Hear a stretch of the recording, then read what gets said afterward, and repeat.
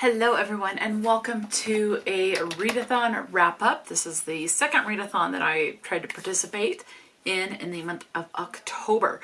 This one is Gothtober and this one is a build your own creature feature type Readathon. They had a game and you went and then you were given like what type of head would you want, and so it's like no head or visible head, moth head or something, and then based on what you picked, then at the end of that game you were given a list of 10 prompts to fulfill for the game.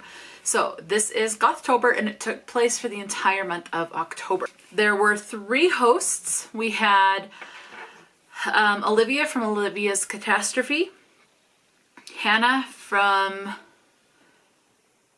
oh, I can't read my own writing, I swear, Ladette M. And then I'm guessing it's Letitia from Letitia Garcia. So I will link the host's channel in the description box so that you can check them out. Okay, so I ended up with 10 books. Some of these are ebooks. I do have my stack of books right here. However, in this stack are some books that I selected to fulfill some of these prompts, but I did not get to these books. But there were other books that were used to fulfill the prompts instead. There are 2 prompts that I did not get to fulfill, but to fulfill 8 out of the 10 prompts is pretty dang good. I'm very happy with that. So let's go ahead and get into this and I'll tell you what book I selected and what book I actually did read for the prompt if I completed this particular prompt at all. Number 1 is to read a book that has BIPOC representation, so Black, Indigenous, Person of Color. So the book that I selected was The Girl with Stars in Her Eyes by, last name is Axelrod. I'm not sure how to pronounce the first name, X-I-O. I did look it up and it's been a bit and now I can't remember how to pronounce the name. So, but this is the one I still really want to get to this one. It sounds really good, but I just did not have time, but I did get to an ebook, a novella ebook instead. So the book that I did read for this, I ended up giving 4 stars, and it's part of, I believe it's a 6-book series, and it's a zombie apocalypse horror type book. So I read part 1, so it's coming out in like 6 installments, and I think they're all available right now. I read the first one. I liked it enough that I did purchase the second installment. So this is a novella and it is Elixr Plague and volume 1 is Vector. This gives you the setup. It's told from a couple of different POVs. You're told a POV from a 17-year-old girl. One of the POVs is from her father, who is the main scientist or brains behind this elixir shot that people can get that will help increase the longevity of their life, that will reduce the severity, if not completely eliminate sicknesses like cancer, the cold, everything like that. The other POV you're told is from, I'm blanking on his name. I want to say Damon, and I'm pretty sure that's not right, but I can't remember. But he is like the CEO or the CFO of this miracle drug. And he's the one that's pushing it to get out and for people to get this so that they can have healthier and more long lives. And then the other POV is actually told from a guy who, I think he's actually a part of the Taliban. So this is someone who is part of a terrorist organization. He hates Americans, he hates people that are Jewish, and wants to do whatever he can to kill both of those groups of people. Jews and Americans. So that POV was very uncomfortable to read from, but it is definitely very important because it helps drive the plot of the book. Do be aware there is child death in this and abduction as well, okay? I have not, I was going to say something, but that would spoil something in the book, so I'm not going to say that. But yeah, I had a good time. So this is written by Marcus Richardson. And again, this is coming out in like 5 or 6, I think 6 different parts. But yeah, so this is like a zombie type book. And just shows that what a terrorist will do to wreak havoc on who they have deemed their enemies. All right, next up, prompt number 2 that I received was a book that has a disability rep. For this one, I selected Best Boy by Eeli Gottieb. This was the October selection for the Autism Reads that I am a host of. This is a year-long read-along type of a thing. Next year we're doing it to where the authors are going to be a part of the autism spectrum, but the book does not need to have autism rep in it. So just to uplift autistic voices type of a situation.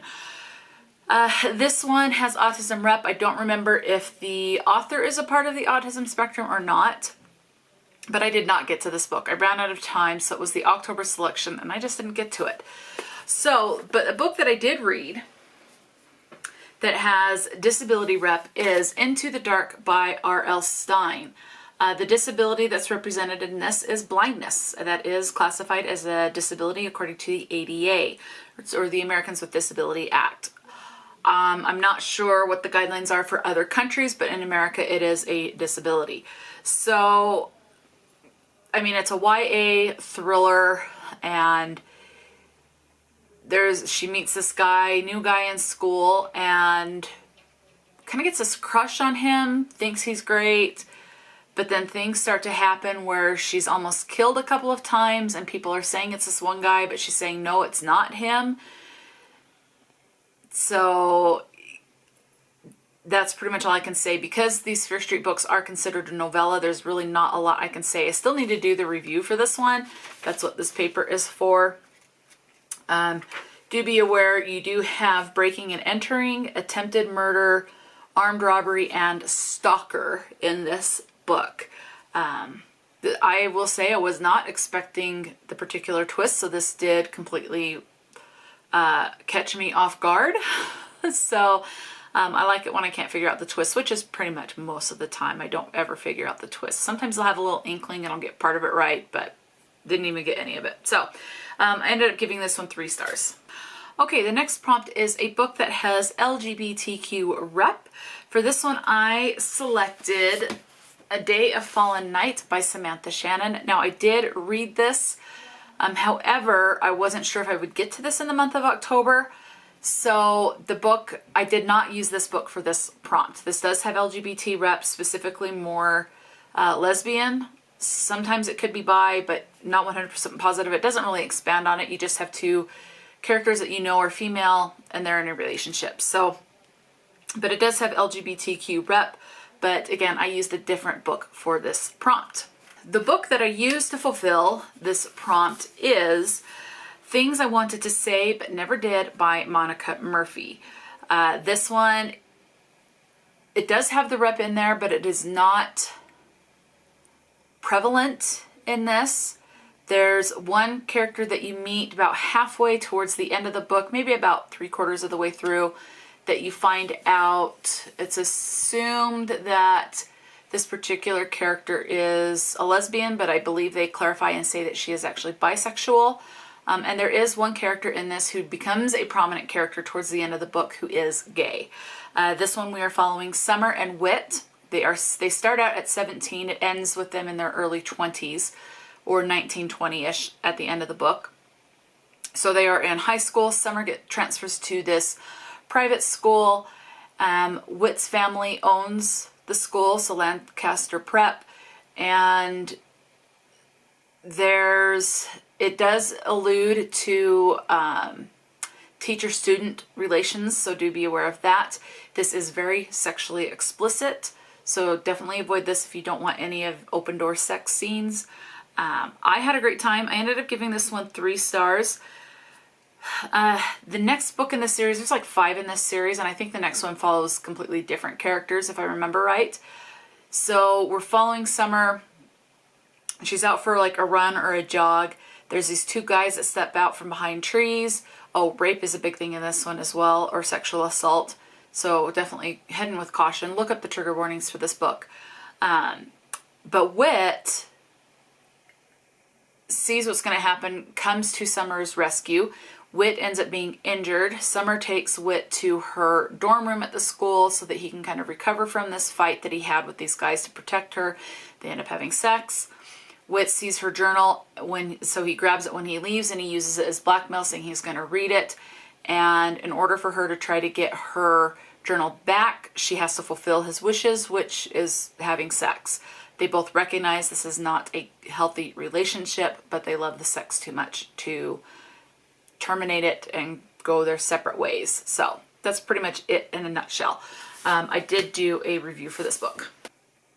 Prompt number 4 is to read a book that has a sentient house. For this one, I selected Harry Potter and the Prisoner of Azkaban. Unfortunately, I did not get to this book. I actually went with an ebook instead.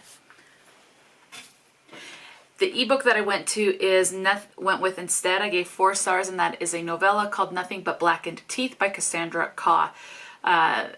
It's like a haunted house. There's a woman that's buried underneath the house. I don't remember how she ended up buried there, but basically she's waiting for her love or her fiance to come back and get her. So this house is very much like its own being.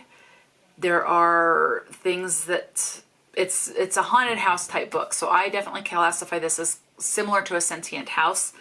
I could be wrong on this, but this is how I was able to get it to fit. But yeah. It is creepy. It does have some body horror in it, so do be aware of that. It does get graphic. You have possession and hauntings and like things.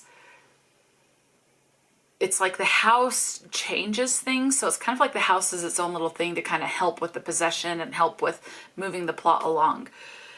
Ended up giving it 4 stars. Yeah, had a great time. Okay, and that's pretty much all I can think of to say about it right now without going into spoiler territory because it is a short story. It's a novella. All right, prompt number 5 is Head Empty, Just Vibes. For this one, I was going with maybe a book that doesn't have a lot of plot, but maybe is just like the sexual vibes. For that one, I am going with His Hostage by Willow Winters. Now, this is the discreet version, so the name of the book is actually... and the synopsis is on the inside. So the outside just has the main characters' names, Vince and Ellie in this. I did not get to this book. I am bummed. I really wanted to get to this one. So we'll move on. Now I did still fulfill this prompt, and I went with an ebook instead, which is the same thing where it's not really about the plot, it's just about the sex in this. And I went with Halloween Encounter by Sibley Stamps. This was a group read for another readathon I tried to participate in.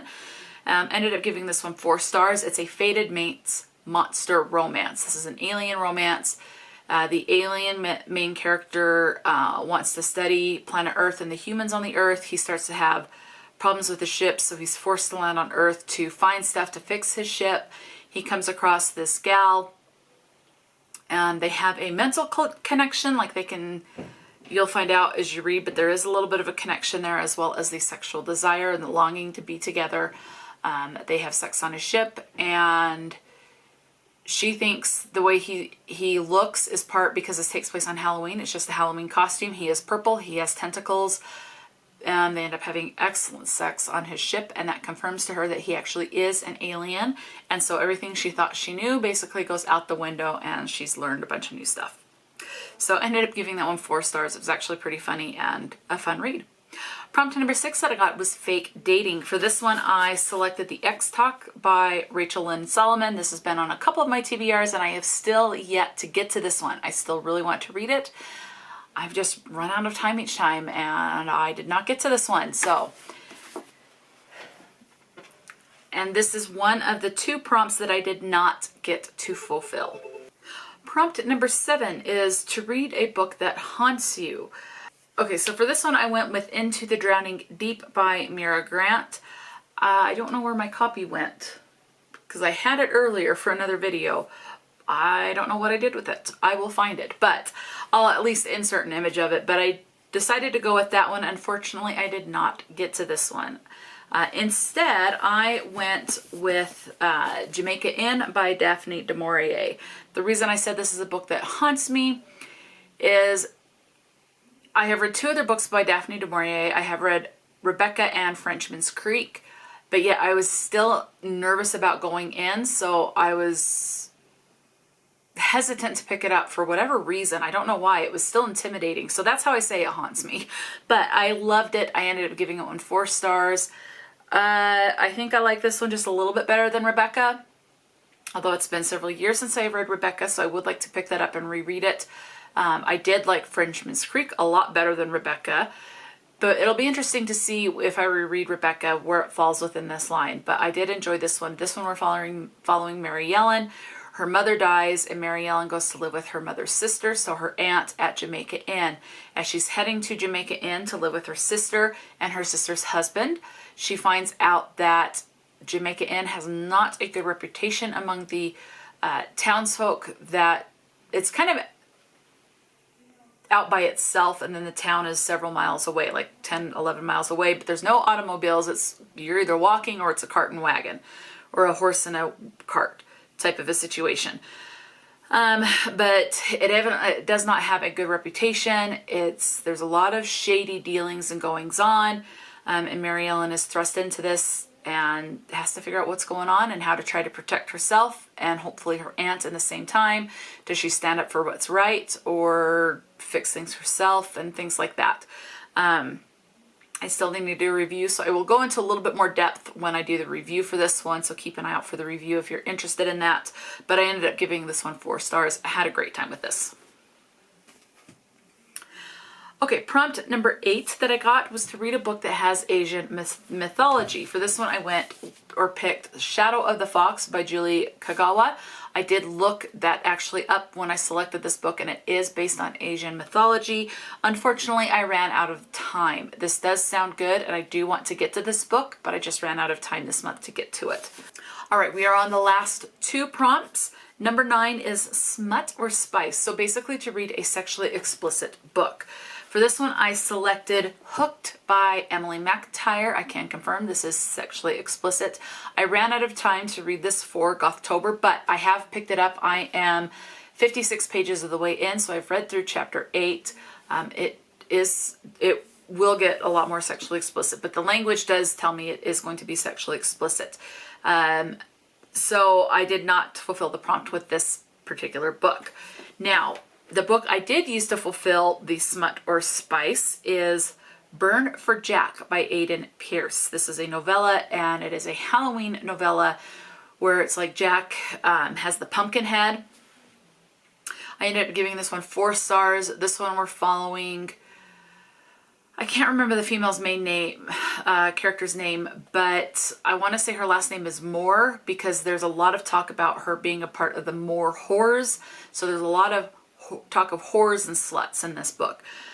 She is a senior in high school. The town story is that one of the female's main character's ancestors, so one of her great-grandmas, had this sexual relationship with this one guy. They were found out. It was thought that she was a witch, and so they burned her and her male love interest at the stake. And Jack is the main male interest. He makes a deal with the devil to save his love when the fire is done. But when the fire goes out, he is there burned to a crisp, but she is not. So they don't know where the female interest went or anything like that. So this is decades later.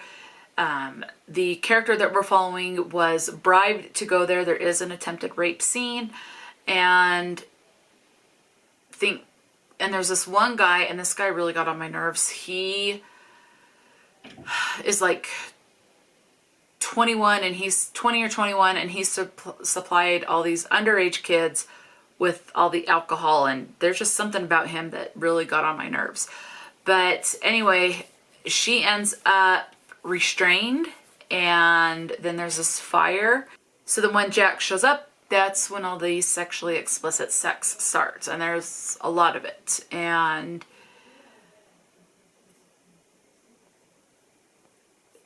yeah, there's also voyeurism in this because someone does watch Jack and the female interest have the sex. So do be aware of that. Okay, the last prompt is to read a monster romance. Now, Burn for Jack could have counted for that, but I actually went with something else. The team book, I want to say, or maybe it was a team book for another readathon, I don't remember, but it was Run and Hide by Beatrix Hollow. Unfortunately, did not get to that one. I went with a different monster romance book, and that is Queens and Monsters by India Amare. Gave this one 3 stars. Think vampires, except they're called Shamir, Shamain, something like that. You can be born human, but then you have this awakening where your body starts to change and you become this vampire, not by being bit or anything like that. Something just triggers this kind of chemical reaction in your body type of a thing. They obviously live for a long time. That's your standard with romance. What happens is when this main character has her awakening, it sends this shockwave throughout the shaman community, and they all realize that someone powerful has awoken. She grew up as an orphan and being shunted from homes. You do find out a little bit more about her mother. Her father is actually dead. You do find that out very early on. So she finds out that she is the heir of the Axel house, which is the house that her father would have been in charge of, but it's her grandpa. Her grandpa wants to take her in and train her up to be the true heir of the Axel house. And you find out some things about curses and forcing people to become vampires against their will, how they get their powers. There's a lot of sex in this, and the thing that took the rating down is basically the main male character in this, who is also a vampire, shaman, whatever it is. I'm just saying vampire. There was a lot of emphasis on how big his penis is and how magical it is, because it can change sizes to suit whatever she feels like she needs in that moment. So there was a lot of repetition with how magical his penis was, and that got very annoying. And I don't think it needed to be in there as much as that was. They could have let that out and just continued to have the sex and everything like that. But it was always, oh my gosh, he's so big and it's getting bigger. How is that possible? So there's a lot of that. And so that's kind of what dragged it down, because it got very redundant. But I did have a good time with that. There are some things I wasn't expecting. This does have a bit of fated mates in it as well. And I think I still need to do the review for this one too. Anyway, so yeah, that's all that I read for Gothtober. Let me know. Did you participate in Gothtober? What were some of the prompts that you got? What did you read for the month? Yeah, talk to me in the comment section below. And until next time, stay true to yourself and enjoy a good book. And I'll talk to you later.